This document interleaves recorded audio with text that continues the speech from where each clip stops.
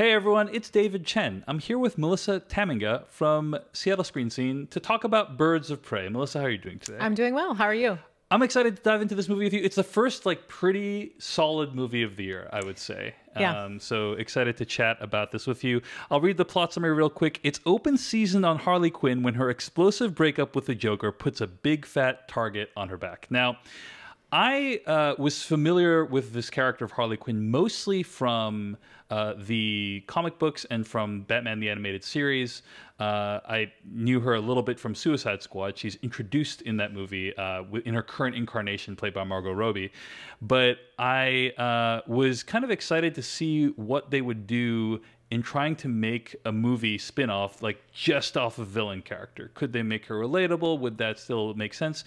So I kind of was a little bit familiar with Harley Quinn. You had basically no familiarity with this character before seeing Virtually none. Yeah. So as somebody who had virtually no familiarity with this character, what did you think of Birds of Prey and the fantabulous emancipation of one Harley Quinn? Essentially, coming out of this film, I had mostly a personal response, I think, to it rather than linking it to some other kind of idea of who these characters are. And it ties really back to, I think, my experience with Wonder Woman, which is, I know she is also in the DC universe, but the personal aspect of it to me is what I was thinking about specifically, in part because I took my 3 daughters to see Wonder Woman. And there was something so incredibly cathartic about that experience that going into it, I thought, hey, this is just going to be a fun Saturday afternoon with my girls. We're going to, watch a fun movie. But it was one of the most moving experiences that I've really had in a theater, in part because sitting there with my daughters, and I think just the power of watching women on screen and an ensemble of women on screen where really no men at all for the first, fourth of the movie or so. There was something so powerful about that I had this kind of, I think, hope for the future, hope for my daughters. And I know it just sounds cheesy. I really like Wonder Woman, but it's not one of those movies that I think is the greatest of all time. But there was something just about the power of that experience alone. Marvel's made over 20 movies, and most of them are dominated by men. Exactly. Right? There's one woman character, or but really you don't have an ensemble. Apart from how many stars I'm going to give this movie, whether I think it's a great movie, I do really like it, which we'll get to. But I think just the catharsis of going to a film where it's a female lead and an ensemble of women, and they are the focus of the film. There was something, again, so powerful about just that bare experience, that kind of representation that made me just really hopeful. And also knowing that it was a woman director behind the camera and also a woman screenwriter, Christina Hodson. It was just a really powerful experience on that bare personal level. Yeah, well, I'm glad to hear you had a good experience. We should say the director is Kathy Yan. Yes. And overall, I enjoyed this movie. I thought it was pretty good. Let's talk about some of the great elements about the movie. I think this movie would not work if Margot Robbie didn't completely own this character in the way that she does. Yeah. She really embraces the spirit of the character, the playfulness, a bit of the danger. I would say one of my disappointments with the movie is that this character, Harley Quinn, I always found her to be the most terrifying, one of the most terrifying villains in the DC universe, because she was a person who used to be normal, right? She was just a normal social worker who was a nice person, and then was so completely corrupted by Joker that she becomes a sociopathic killer. That was a terrifying idea to me. I think, unfortunately, for this movie to really be widely pleasing as I think it's trying to be, you kind of have to jettison some of the darker elements of that, right? Which is what has happened with this movie. That being said, Margot Robbie seems like she's having a great time. She really fought to have this movie made, and I think it shows. She is having a blast. In the past few years, we've seen movies come out that are prequels or sequels that can make better the movies that they're referring to. So as an example, Rogue One, you might watch Rogue One and think, oh wow, Star Wars makes a lot more sense now, or that explains this thing I didn't always wondered in Star Wars. The movie Suicide Squad is kind of a nonsense mess, But one thing that this movie, Birds of Prey, does well is it explains why you would want to recruit Harley Quinn to like a crime-fighting, group of people, because she is extremely skilled fighter. She has some skills. Yeah, yes. She's an extremely skilled fighter. So I'm like, oh, Suicide Squad actually makes like 1% more sense as a result of watching this movie. Okay. And we should point out that like there are no people with superpowers in this movie, and in fact, like the character of the Joker is referred to in this movie. You never see him on screen. You never see him. Yeah. And I think it's because it might be a little bit confusing because Warner Brothers just released a $1 billion grossing Joker movie, but this is kind of like a sequel to Suicide Squad, which is played by not only a different character, but like a whole different vision of the Joker completely. So they're just like, we're just not even going to deal. We're not going to deal with that. I think because they don't have someone who can make fire with their hands or someone who can fly, they want to have good thrills from somewhere else, and they do that with some really well choreographed and executed action scenes. Right. Yeah. The company that did the action scenes was the same company that was founded by Chad Stahelski, who helped to create John Wick, right? Yeah. And he apparently helped with some reshoots of this movie.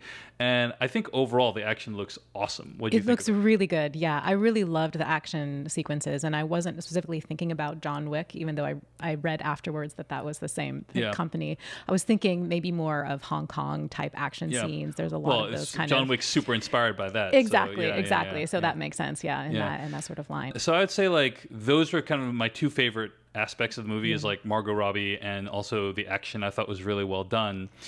The movie kind of has this very odd narrative structure to it. It reminded me a lot of Fight Club, actually. Yeah, that's an interesting when I was watching, where it's like a first person, and then she's like, actually, let me back it up a little bit and like tell you about this 4 minutes earlier, 3 months earlier. Exactly. Yeah, I think ultimately I did come to embrace that narrative style, in part because it is so closely connected to the Harley Quinn character, and the narrative style is coming so much from her perspective. It's almost as if she is sitting down and either writing in a diary, just kind of freelancing it a little bit, or sitting down and talking to a friend in the same way that you would talk to a friend. I'm going to tell you a story, and then, oh, wait, I forgot to tell you this other thing, and now I'm going to back up, and then you keep going, and then, oh, wait, I forgot to tell you this other thing. So it has that sort of style that feels very freewheeling, which is very much connected to the Harley Quinn character. And so I did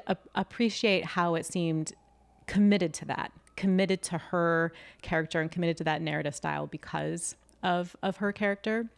And just actually to get back to her character a little bit more, because I really have virtually, again, no familiarity with the Harley Quinn character. I didn't come to it with any sort of expectations about who she was.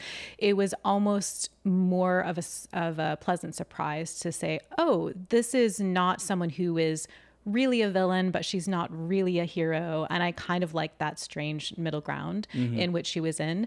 And I was also thinking about her in terms of she seems very much like Joker in the sense that she is an anarchist. Joker is an anarchist, but I like the distinction that the film seemed to be making between the two of them based on people's knowledge of who Joker is. Joker is someone who's an anarchist who is also a sadist. He enjoys the way that anarchy he inflicts upon the world hurts people. Whereas Harley Quinn seems to me, as she is this character who is an anarchist in the sense that she's just heedlessly going through life, kind of enjoying every single bit that she can suck out of it because she needs something about that sensory experience of everything. And there are people that get hurt in her wake. And part of the whole conceit of the movie too is all these people are coming at her with their grievances because she has hurt them along the way. But there's something so joyful, I think, about her anarchy that it's really hard not to enjoy it with her, even though you realize that she is creating problems. And I love the way that Kathy Yan does really lean into that sensory element of it, that you are, from Harley Quinn's own POV, as it were, understanding why she loves these things that she's loving. I mean, there's this early on in the movie, there is, for example, she orders an egg sandwich, and it is the most kind of jiggly, greasy. It's very food porny. It's a very egg food sandwich. porny egg sandwich, and that is Harley Quinn's. It made me want to eat an egg sandwich. It did. That's yes, how good it was. Exactly, as an egg but it was sandwich. also had a little bit of like the grossness to it too. I felt but that was also Harley Quinn loves that too, just because it's so. Again, there's something about the texture of life. Yeah. That's really interesting. Now, one thing I have been reading about this movie is the movie begins right at the top with Harley Quinn's character breaking up with Joker, right? This character that she's been in love with and has kind of helped to shape her identity, and she's broken up with him. And like, I read a lot of people saying like, "Oh, this movie totally captures how I feel like when I go through a breakup." And like, interesting. I didn't get that at all, and I'm curious, like, if you like what you made of the whole breakup narrative. Like, did you find this movie to be illuminating at all of the idea of going through a breakup? And also, as somebody who's like not as familiar with the different renditions of Joker, like he's kind of a presence that hangs over the whole film, right? You know. How did you experience that? Were you like bothered that we never saw Joker? Were you like wondering like, I wonder what Joker's doing, you know? Right. Well, I'm not sure that it completely resonated with me, the whole breakup and her response to the breakup, that I really felt that personally. It did seem to me that it was making a kind of interesting commentary, specifically in terms of gender and the way that maybe women sometimes get entangled with a very toxic man who is hurting them, and they do have this, they extricate themselves from that relationship, but then the extrication is almost as painful as being in the relationship itself, and so it's hard to know what is better. I mean, she realizes once she's out of this relationship, she suddenly doesn't have the protection of him anymore, and it did remind me very much just of abusive relationships. I mean, it's hard for women to leave abusive men in part because they are affording some kind of protection to them. And so I do think there's even if it like isn't, being in the relationship means like, you know, you get a food and a house and you have money and you have access to certain things, you know, and when you leave that, you're cutting yourself off from your ability to have some measure of independence, or I guess security in some ways. And so it had some resonances of that, which I thought was really interesting. And because I think there is, you do have a little bit also of wanting to see Joker, but I appreciated the commitment of the film of not allowing us to see Joker.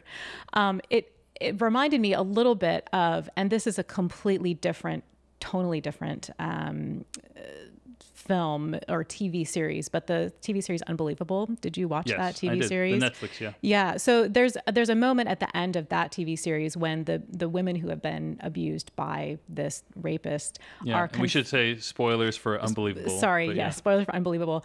They're confronting their rapist, and you don't get his reaction to what they're saying to him at all. The TV series is committed to just being what these women are feeling and experiencing. And again, on a much lighter, different level, I appreciated the commitment of this film of staying with Harley Quinn as a character and her working through that extrication from her relationship with Joker and finding other ways to find a stability and security in herself, specifically in reaching out to other women, of course. Although she's rebuffed initially. She tries to make contact with other women. There's a specific scene with these roller girls, and they mock her. And which I think is also an interesting move, because it's not just, yay, women's solidarity. You know, it's women can be really cruel to women too and not be supportive of women that are getting themselves out of bad relationships. But then ultimately she finds... It's about like finding your tribe, right? Yeah, finding a group of people that are going to understand you, yes. really, ultimately. Yeah. All right, so let's dive into spoilers and talk more freely about Birds of Prey. So if you don't want to be spoiled on the movie, then you should tune out now. But let's talk about spoilers. Now, in terms of just geeking out about this movie, I want to say I think my favorite scene from the movie was when she busts into the police station with the kind of grenade launcher. It's just so well really executed because she has this bandolier of these like cartridges on her, and the choreography of her taking out the thing and shooting and then like hitting people with it and then inserting a new thing into it. It just, it's like a dance. It's balletic in terms of how well she executes it. So just from a sheer visceral thrill, I really enjoyed that part. And it's, I don't know exactly what they were, but they're filled with sparkle dust. Some of them have like what seems like toxic gas, and others have like confetti in them. But it's all sparkly and very just this you get the sense of the texture of what's going on, as well as just the movement, as the balletic movement, as you were talking about. I think one of the key challenges that this movie has is it tries to do so much, right? You need to establish everything that happened to Harley Quinn after Suicide Squad. You need to build Harley Quinn up as a character that we actually care about and root for and want to see succeed, while also balancing her psychotic tendencies. Right. And then you're also introducing like 5 other characters who are going to become this like birds of prey squad for potential future movies we don't know yet. And then on top of all that, like even separate from all those things, there's this relationship that she has with this character called Cassandra Cain, who's played by Ella J. Basco. And we've seen kind of that relationship before of like kind of older, depressed, over it person tries to like refine their zest for life through friendship with a younger child.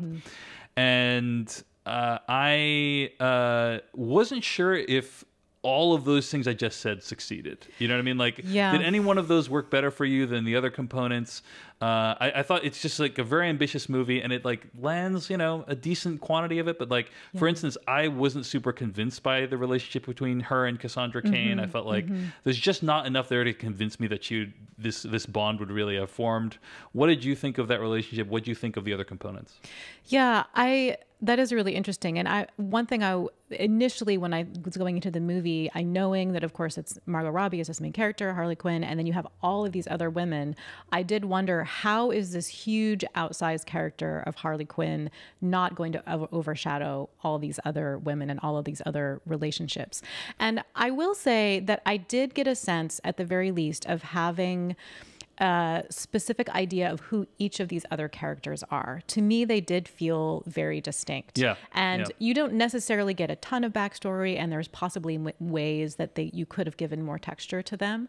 But it seemed to me that when they were on screen, you felt the weight of them, both as their characters were written, but also just as these actresses embodied them. I mean, looking at Jurnee Smollett-Bell, she was awesome in this movie. She was so good. This is like a star making. I mean, she's been in other things, but I felt like this is an amazing performance. Incredible. That's going to be like. I hope she gets a lot more work after this. I agree, and you again. It's a much quieter performance. She's a much quieter character, but you feel again the weight of her as a character, and she feels just as weighty as someone like Harley Quinn, who is out there and crazy. I thought Mary Elizabeth Winstead had a real weight to her as well. Rosie Perez as Montoya, this cop, again, a very different character. I really liked her in that role, and there's a lot of meta stuff going on about how she's just like other cops that you've seen.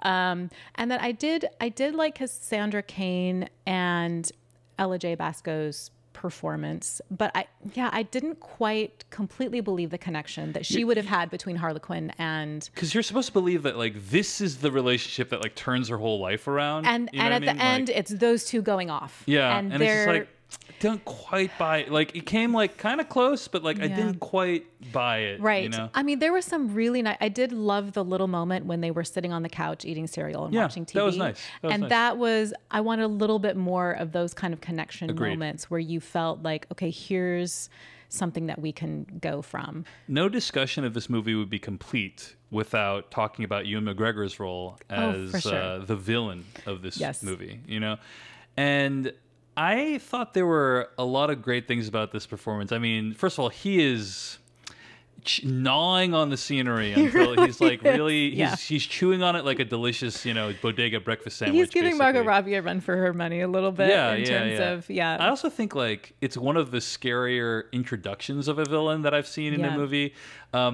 There's many movies I see where like a villain is introduced murdering people. Like for instance, like another movie where that happens, like The Raid. You know, the villain character like executes a bunch of people, and it's like, oh, you know, this person means business. This is a bad guy. And thank you. And then in this movie, he's like basically cutting people's faces off, including a child. So gruesome, a child, a woman. Yes, it really did. And they're so demeaning. He's so demeaning to them. Yeah, it's horrifying. So this is a thing of like the tone, right? Like it's an R-rated movie. Absolutely, it's the most R-rated movie, you know, of very all the crunchy and violent. And at the same time, you're supposed to find him a little bit laughable as well, right? I think so. Yeah, and also see a certain kind of vulnerability in his character. character, which of course he turns into wanting to grab more power because of that. Right. So what'd you think of the performance? Did you like it? Did it work for you? I did like it. I mean, I think it worked over the top because there's so much about the film that's over the top. And if he had pulled back a little bit, it wouldn't felt like it would fit the overall tone. If it was like if he acted like a normal villain, but he's kind of more like a Bond villain than he is like a villain in a regular movie. Yeah, like a drama or something. Yeah, he felt cartoonish, and that was appropriate for this particular film. There were a few things that I really liked about some of the things that Cathy Yan did with establishing him, particularly as a villain character. There's one scene, for example, in his club. I think it's his club, right? I think so. And there's a moment when he is sitting, he notices this woman laughing across the way, and she's just in a conversation with someone else, and he immediately thinks that she is laughing at him, or he assumes that she's laughing at him. So he goes up to her, and of course she has no idea that he's angry at her, and then he goes about humiliating her, forcing her to get undressed, having the guy that is with her undress her, and it's just humiliating and grotesque. And I was thinking about how in other movies, there are so many scenes where the villain is doing something to torture, particularly a woman character, I would say, to really establish that they are baddies, that they're so terrible. But one of the things I liked about this movie is it is just a really small thing, but they give this woman a name. Her name is Erica. And normally in a film, if a person has a name, I think especially if it's a woman, you expect this person to come back, right? Because they must have some narrative weight. But it seemed to me that Cathy Yan and the screenwriter, presumably, wanted to give her a name to establish a personhood and a humanity to this person, that it's not just to show the villainy of the Sionis character, but it is to also emphasize that this is a person that he's doing this to. And in a very cartoony, over-the-top movie, it seemed like a little gesture toward understanding how women are so often just objectified and thrown aside in order to establish the villainy of the male characters. That's an interesting point. Another related point is also on our last review of the rhythm section, which was also directed by a woman. We talked about how we didn't feel like that movie had the male gaze particularly, even though it features a beautiful woman. And this movie, I've read, like, you could easily imagine that scene that you're referring to being much more tantalizingly shot. Exactly, especially because her clothes are being her clothes are being like ripped off, and it's not shot that way at all. Like it's not shot in any way that would be appealing to anyone. Exactly, right? Just all that's left is kind of the violence, the humiliation. It's not at all like tantalizing in any way. Right. Let's talk about the last action scene in the movie. I really quite enjoyed the aspects of Margot Robbie like chasing after this car on roller skates, and they really shoot and edit it in a way that sells it as being extremely dangerous what she's doing. I think you also had a good reaction to like the action scene that happens before that, right? Where there's like they're trying to protect Cassandra Cain while these like hands are spinning around in this funhouse. Yeah, I really did love that action scene too, where you have, I think it is maybe the only scene where all of the women are together kind of as an ensemble, and they are all fighting the various baddies that are coming in, and it's this crazy production design, the set of these hands, these huge hands that are rotating, so they're using the hands to fight.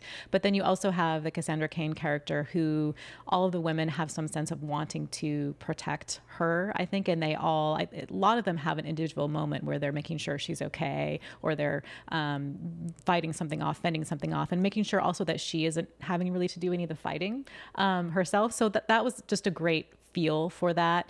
And then there's also a really wonderful moment where Harley Quinn goes up to, or she skates by Black Canary, and she offers her a hair tie, and it's just, hair tie, sure, and then she puts it in, and then the moment goes on. But it's just such a wonderful moment because it called to mind so many other action scenes where you have seen women in films and they just look beautiful and gorgeous and their hair is flowing and shiny, but it's completely impractical in terms of actually how action would work out. You would want your hair back in a hair tie.